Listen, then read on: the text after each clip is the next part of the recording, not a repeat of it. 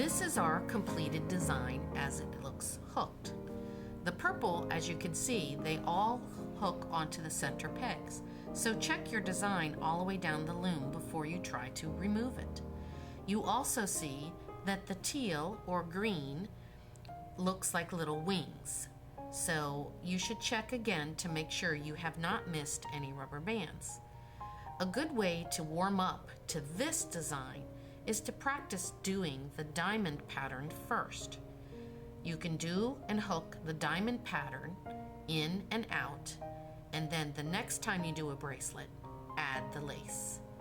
Make sure that on the end, you remember to hook the last two outer pegs to the center peg. A lot of people are very excited when they get to the end and forget to hook the last ones. Once again, to complete this design, we're going to use the feed through method. Again, take your hook, put it all the way through all the rubber bands because there are too many to hook onto a C-clip. Hold tight to that rubber band, put it on the hook, and then pull it up, straighten your hook, up through. Again, pulling the rubber band through. And then you're going to push it up. To take the bands off the loom, remember to support your hook. Make sure that the rubber bands are on the thickest part of your hook. Pull out and up, and that way it comes off the loom. Again, I recommend using your fingers to assist in the removal as opposed to the hook. And that way, the whole bracelet will come off as easy as this. A piece at a time. Once you've completed your bracelet, you have a beautiful lace bracelet that even your mom and grandma will be happy to wear. For our last design, we're going to be doing Diane's daisies. And as you can see, they each use 3 colors. You need 1 color for the petals, and that requires 8 rubber bands. You will need 1 color for the center, and that requires 6 rubber bands. And you need an accent color for the very center, and that is 4 rubber bands. So I have chosen for my flower pattern today, red petals, again we'll need 8. We'll have a yellow center around it, and that will be 6. And we're going to use 4 orange as a bright accent color. Again, select your colors so that they're in contrast to each other so they stand out. These daisies can be slid onto a bracelet or onto a necklace of your choice. Please feel free to pause the DVD at any point to make sure that you're following the directions. We are going to start with a petal color. We're going to place our first rubber band, which is a petal color, from the center to the second peg. Then you're going to be using your center of the flower color. In my case, I have chosen yellow. And you're going to make a Y configuration on your loom. We're then going to add additional center color up the sides on each of the outer sides so it looks like a field goal. Now we begin to add our accent color. The accent color goes from the bottom corner to the center and the right bottom corner back to the center. So now you have a petal color, we have the center of the flower, and our accent color. What we'll be doing now is adding the rest of the accent color, and it goes from the center of the peg out to the top and the center of the peg out to the left. It's very good to push the rubber bands down because this is a very complex design. We're going to be then adding once again on the top your center color. And now you can see we have an octagon shape of our center color with an X using the 4 accent colors. And we're going to finish with another petal color. This is going to form the center of your flower. Now we have to add the petals.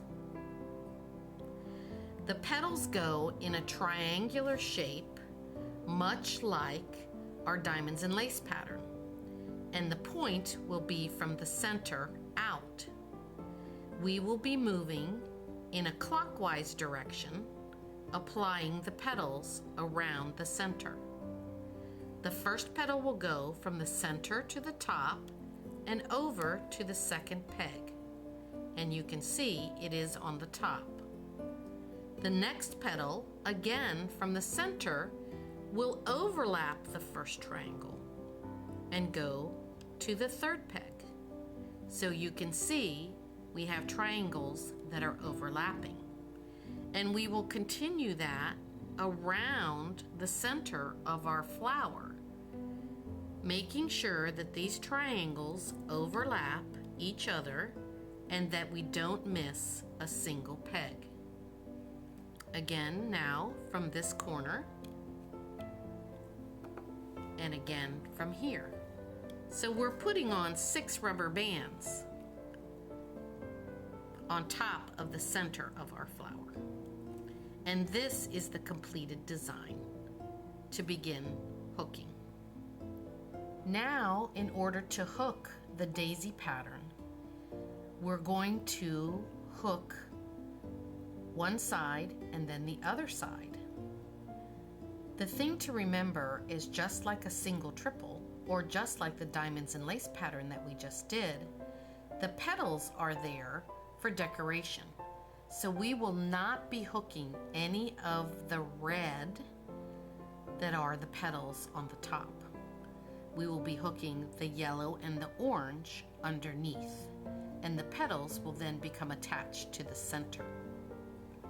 Remember to use the back of your hook to push the rubber bands out of the way that you're not interested in. We are going to start at the bottom of the flower. You're going to go right down in, push the 2 out of the way, and take one of the rubber bands from the bottom, the very bottom one, and you're going to pull it to the right. You will go back then in and get the second center rubber band, and it will go to the left. You do want those to cross so that you have a consistent roundness. We are then going to start on the left. We will again pull the red rubber bands out of the way, go down, and what we would like to do is to get the yellow rubber band, and it's going to go straight up, and then we are going to take our accent color rubber band, which is the orange one, and go to the center. So again, we went up and in. Now we're going to move to this side and do the same thing. We will go up and in. So we will go all the way to the bottom, grab that yellow rubber band, it's going to go straight up. Then we take our accent color rubber band and it goes to the center. Now we are going to complete our accent colors in the center.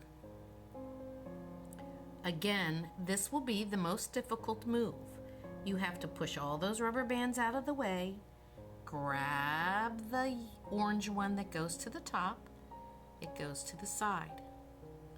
We'll go back in, push them out of the way, and don't be afraid to push those rubber bands so you can actually see the rubber band that you want. They do stretch, and they usually don't break. Grab that rubber band and go to the top.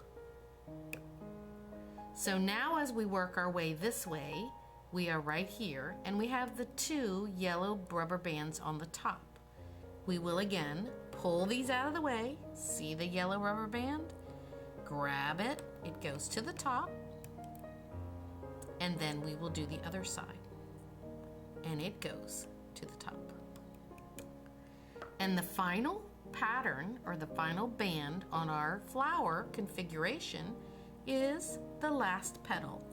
And in this case, we are going to take the red petal from the top and move it to the top peg. And now we have completed our daisy pattern. What you want to do is very simply stretch those 2 rubber bands and put your C-clip so that these do not come apart on the end. And you can then pull, as I said, don't necessarily need to use your hook, use your fingers to remove your beautiful daisy pattern. And look how pretty that came out with the colors that we've chosen. Now this, you can use this petal and the C-clip to attach this to any bracelet or to any necklace that you choose. I hope you enjoy your Diane's Daisies. Action. The first loom critter design we will be doing is our adorable butterfly. Kids, you will need a pair of scissors for this project to cut one of the rubber bands. You will also need to start off with 12 green rubber bands, 1 black rubber band, 4 pink, and 4 white. Let's begin. Placing 2 rubber bands at a time, place 2 on each loom peg. Now, if this proves to be too problematic, you can do 1 at a time. You're going to continue this pattern up 6 pegs. Now kids, as you add these rubber bands, remember to go through and push them down. You will need room for the wing placement. Once you have all 6 pegs with green rubber bands, take your black rubber band, bring it through here like so, around the green rubber band.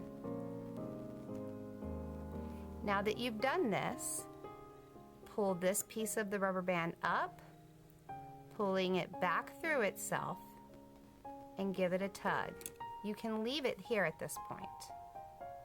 Next, we're going to do wing placement. Take a white rubber band and go to the second row of 3 pegs. Take a pink rubber band,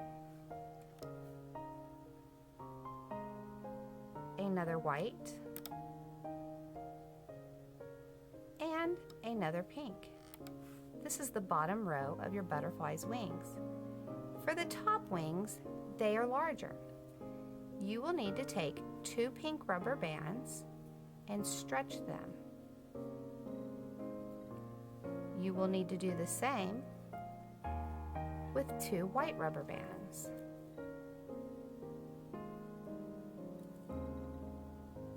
Once you have stretched your rubber bands, it's time for the larger wing placement.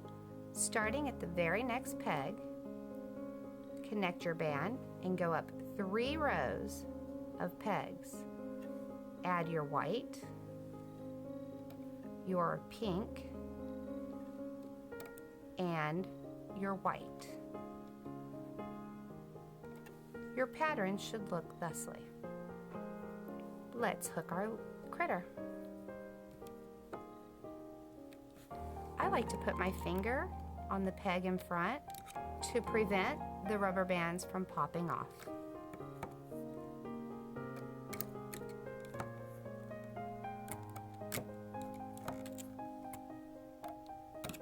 When you get to the last peg, it's now time to apply our C-clip. Since there are 4 rubber bands, pull them tightly .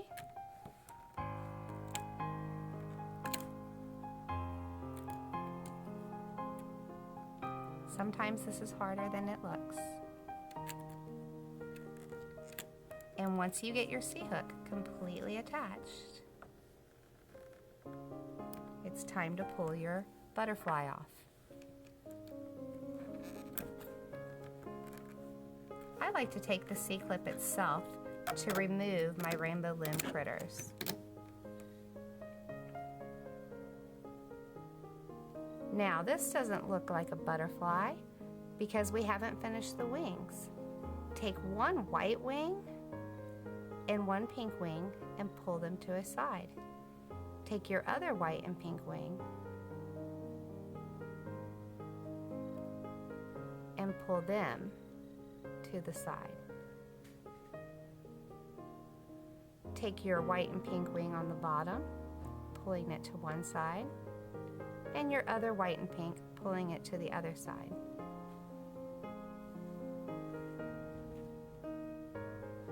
Now, your head of your butterfly is a little funny looking. So we are going to go